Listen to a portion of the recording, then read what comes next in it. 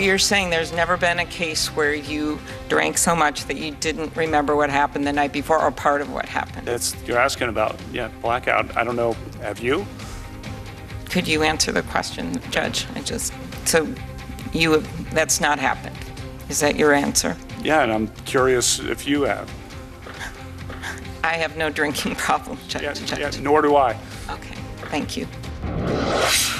One of the most notable personal moments in a hearing full of high emotion, anger, and tears, Judge Kavanaugh later apologized to Senator Klobuchar for that interaction, but the exchange has led some to question Kavanaugh's temperament for the Supreme Court. Joining me now is Democratic Senator Amy Klobuchar of Minnesota. She's, of course, a member of the Senate Judiciary Committee. Senator, thanks for joining us. He apologized for asking you that question, but do you agree with some of your colleagues who say that the fact that he made that comment to you and his general tone and tenor and demeanor at the hearing demonstrated a lack of judicial temperament? I was really stunned by how he acted at that hearing. This is basically a job interview for the highest court of the land.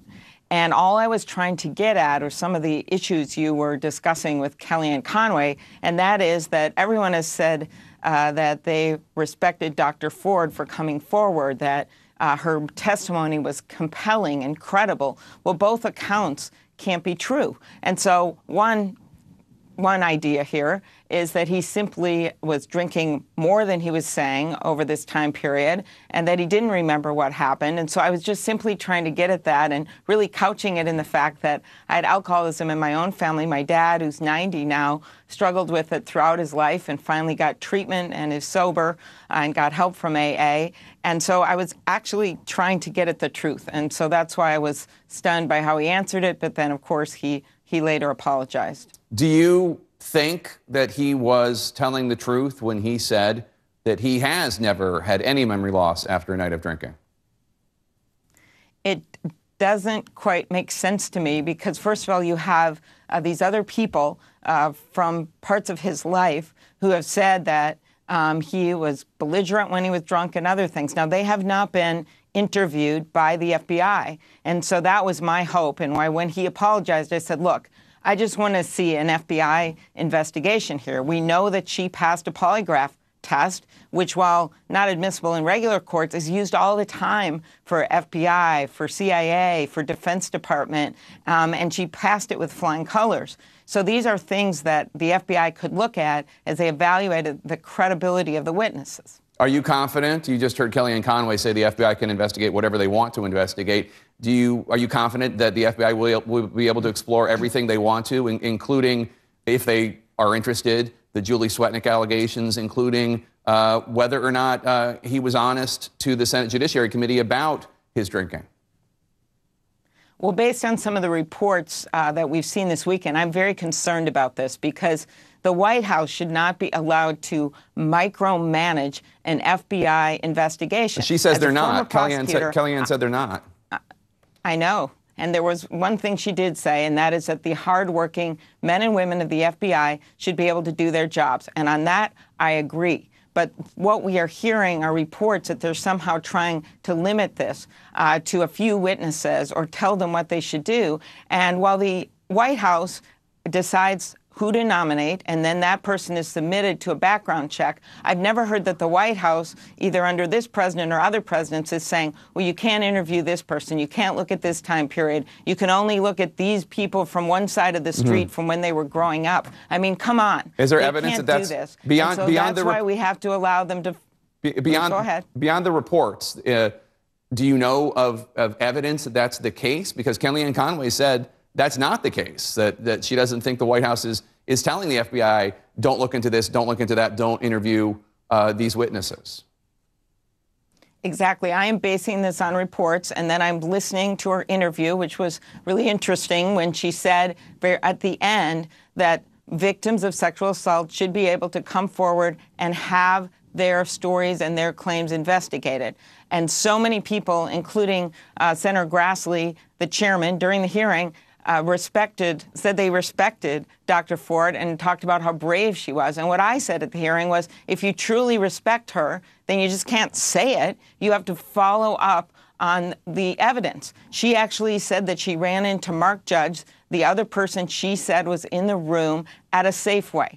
But she doesn't know the time period that he worked there, and that was one thing that she specifically asked be followed up on, because she said he was so uncomfortable when she saw him. He is, of course, a key witness and has not been interviewed by the FBI, but according to reports, they plan to interview him. So I just want to see this be conducted in a fair, independent way, which Senator Flake has asked for. And by the way, the people who have real leverage on this thing are the 3 Republican senators who are still undecided. They have to make sure that this is a credible investigation from beginning to end. So, Senator, you used to be a prosecutor, as you know. As of now, with the evidence that we have, which is no corroborating evidence from the time, nobody who was at the party being able to back the story, which is not a refutation, but it's also not a corroboration. Lots of questions about when and where this would have happened.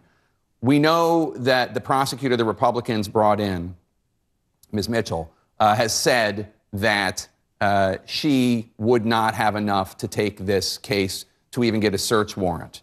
Do you disagree with that assessment as a former prosecutor? First of all, I want to make clear this isn't a criminal trial. And that, again, Kellyanne and I agree on that. This wasn't a criminal trial. This is a job interview. And so many of us have already decided, because of this nominee's expansive view of presidential power, that he doesn't belong on this court to be handpicked by a president who has continually undermined the FBI, said he wants to fire everyone from the attorney general to the deputy attorney general.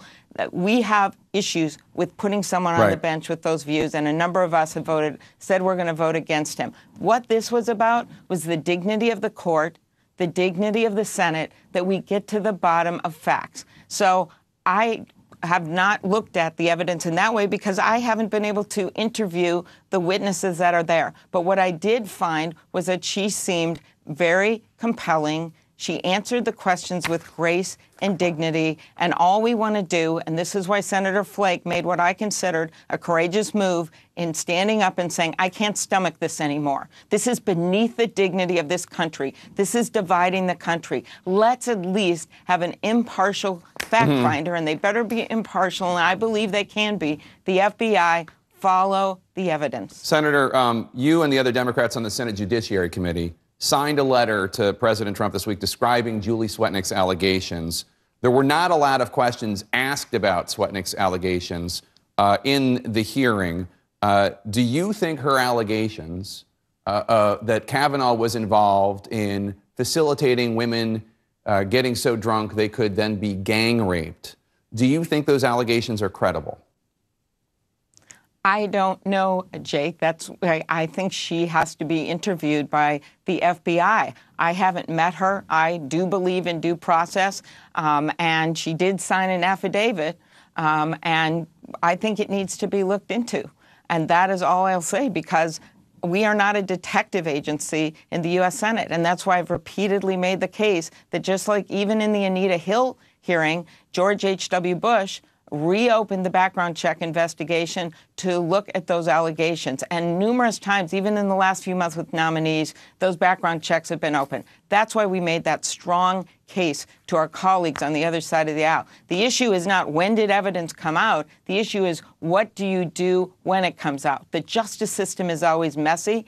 And the issue is when you have power, what do you do with that power? And I am very glad that Senator Flake saw this and called for this investigation. But now it is on him, and he worked with his friend Senator Coons, and it was a good moment when we got that reopened. But now it's going to be on him to make sure this is a credible investigation. But you're not you're not asserting anything one way or the other about Julie Swetnick's claims. I want to ask you one last question, Senator. You said that you find it hard to believe, I'm paraphrasing, that Kavanaugh has never had any memory loss from drinking. I want to ask you about when he was asked to explain some of the terms listed in his yearbook, which of course gets to state of mind, what kind of person he was during this era of his life, Devil's Triangle, Renata alumnus, terms that many believed referenced crass or sexist jokes. He insisted they were much more innocent explanations.